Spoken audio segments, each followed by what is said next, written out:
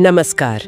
आज हम Napoleon Hill की जो क्लासिक किताब है सोचो और अमीर बनो, उसके स्रोतों पर थोड़ी गहराई से चर्चा करने वाले हैं। हाँ बिल्कुल, ये वो किताब है जिसने न जाने कितनी पीढ़ियों को प्रेरित किया है और हमारे पास जो जानकारी है वो इसके जो 13 मुख्य सिद्धांत हैं उनका एक तरह से सार है। अच्छा, तो हमारा आज का मकसद है इन विचारों की तह तक जाना, समझना कि हिल कैसे बताते हैं कि सोच, इच्छा और फिर योजना, ये सब मिलकर असल नतीजों में कैसे बदल सकते हैं। हाँ, और इन स्रोतों का जो मूल विचार है वो यही है कि विचार सिर्फ ख्याल नहीं है, वो ठोस चीजें बन सकते हैं, पर उसके लिए एक खास किस्म की, आप कह सकते हैं, मानसिक तैयारी और फिर अनुशासित कार्रवाई की जरूरत होती है।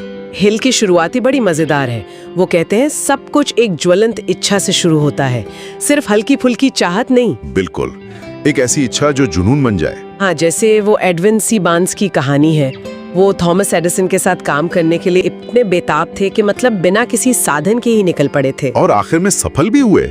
ये कहानी इच्छा की ताकत को बखूबी दिखाती है। सही कहा। और वो इच्छा सिर्फ सपना न रह जाए, इसके लिए हिल आस्था पर जोर देते हैं, मतलब अटूट विश्वास। आस्था यानी ये मानना कि लक्ष्य हासिल हो सकता है चाहे कितना भी मुश्किल लगे। हाँ बिल्कुल, और दिलचस्प बात यह है कि हिल मानते हैं कि इस आस्था को ना आप सकारात्मक सोच और विजुअलाइजेशन यानी मन में लक्ष्य को देखने से मजबूत कर सकते हैं। अच्छा, इसी को वो ऑटो सजेशन कहते हैं, अपने अवचेतन मन को लगातार अपने लक्ष्य के साथ प्रोग्राम करना एक तरह से। तो मतलब पहले 3 सिद्धांत असल में दिमाग को पूरी तरह से तैयार करने पर हैं। तीव्र इच्छा जगाओ, विश्वास करो कि ये मुमकिन है, और फिर इस विश्वास को अंदर तक बिठाओ। बिल्कुल सही, ये नींव है। लेकिन सिर्फ सोचने से तो काम नहीं चलेगा ना? नहीं, बिल्कुल नहीं। यहीं पर विशिष्ट ज्ञान का रोल आता है।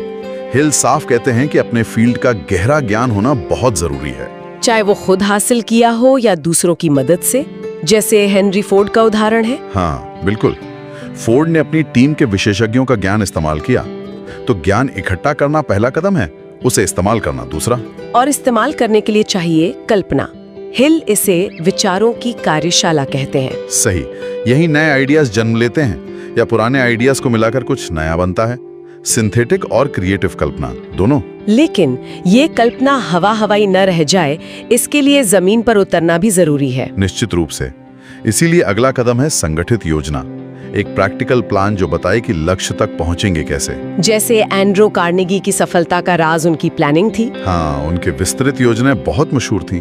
और योजना ऐसी हो जिसमें जरूरत पड़ने पर बदलाव की गुंजाइश हो, पर आपका जो मुख्य लक्ष्य है वो अटल रहे। योजना बन गई, पर उस पर टिके रहना वो भी तो एक चुनौती है। यहीं पर शायद निर्णय और दृढ़ता आते हैं। आपने बिल्कुल सही पकड़ा। हिल का मानना था कि सफल लोग फौरन फैसले लेते हैं और बदलते धीरे धीरे हैं, जबकि असफल लोग टाल मटोल करते हैं। और फिर आती है दृढ़ता, परसिस्टेंस, मतलब हार ना मानना, चाहे कितनी भी मुश्किलें आए। एडिसन का उदाहरण, हजारों प्रयोगों के बाद बल्ब बनाना। हाँ, क्लासिक उदाहरण है। इच्छा शक्ति और लगातार कोशिश, यही दृढ़ता की बुनियाद है। एक और सिद्धांत जिसका जिक्र है वो है मास्टरमाइंड की शक्ति। ये सुनने में थोड़ा अलग सा लगता है। क्या ये सिर्फ टीम वर्क है? ये टीम वर्क से थोड़ा ज्यादा है। हिल के अनुसार जब 2 या ज्यादा लोग एक निश्चित उद्देश्य के लिए पूरे तालमेल से काम करते हैं तो वो एक अदृश्य शक्तिशाली तीसरे दिमाग को जन्म देते हैं, मास्टरमाइंड। अच्छा। कार्नेगी ने भी अपनी सफलता का काफी श्रेय अपने मास्टरमाइंड समूह को दिया था। ये आपसी सहयोग और विचारों के तालमेल से पैदा होने वाली एक सिनर्जी है। इसके अलावा कुछ और सिद्धांतों का भी जिक्र है, जैसे यौन ऊर्जा का रचनात्मक इस्तेमाल, अवचेतन मन, मस्तिष्क, छठी इंद्रिय। इन्हें संक्षेप में कैसे समझें? हाँ, ये सिद्धांत थोड़े गूढ़ लगते हैं, पर इनका भी मूल भाव वही है, अपनी पूरी मानसिक और भावनात्मक ऊर्जा को लक्ष्य पर लगाना। अवचेतन मन ऑटो सजेशन से जुड़ा है, मस्तिष्क विचारों का केंद्र है, और छठी इंद्री शायद उस इंट्यूशन या दूरदर्शिता की तरफ इशारा करती है जो गहरे अनुभव से आती है। हिल डर पर काबू पाने पर भी बहुत जोर देते हैं। गरीबी, आलोचना, बीमारी, ये सब डर, क्या ये सच में इतने बड़े रोड़े हैं? बिल्कुल।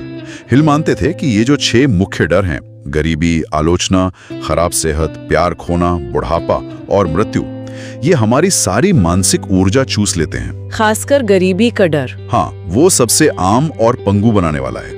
हिल के लिए ये डर असल में सिर्फ मन की उपज है। इन्हें आस्था और एक्शन से जीता जा सकता है। और ये सारे सिद्धांत, ये सब टिके हैं एक निश्चित प्रमुख उद्देश्य पर, मतलब एक साफ तय लक्ष्य। हाँ बिल्कुल, येली वो धुरी है जिसके चारों ओर बाकी सब घूमता है। बिना स्पष्ट लक्ष्य के सारी ऊर्जा और योजना बिखर सकती है। तो संक्षेप में कहें तो इन स्रोतों का निचोड़ है एक ज्वलंत इच्छा, अटूट विश्वास, ठोस योजना, लगातार कोशिश, डर पर काबू और दूसरों के साथ तालमेल। हाँ, और ये सब मिलकर एक निश्चित लक्ष्य की ओर ले जाते हैं। और ये बातें सिर्फ पैसा कमाने तक ही सीमित नहीं है ना?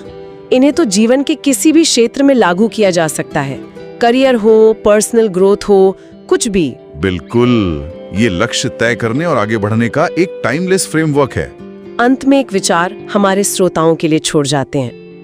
हिल का एक सिद्धांत था कि हमारा दिमाग विचारों के लिए एक ट्रांसमिटिंग और रिसीविंग स्टेशन जैसा है। हाँ, जो दूसरों के दिमाग से, खासकर मास्टरमाइंड समूह से और शायद किसी बड़ी यूनिवर्सल एनर्जी से भी जुड़ सकता है। तो अगर हम इसे एक पल के लिए सच माने तो ये सोचने वाली बात है कि हम रोज अपने इस मानसिक स्टेशन से किस तरह के सिग्नल भेज रहे हैं और कैसे सिग्नल रिसीव कर रहे हैं, और इसका हमारे आसपास के लोगों पर, हमारे लक्ष्यों पर क्या असर पड़ रहा होगा। सोचने वाली बात है।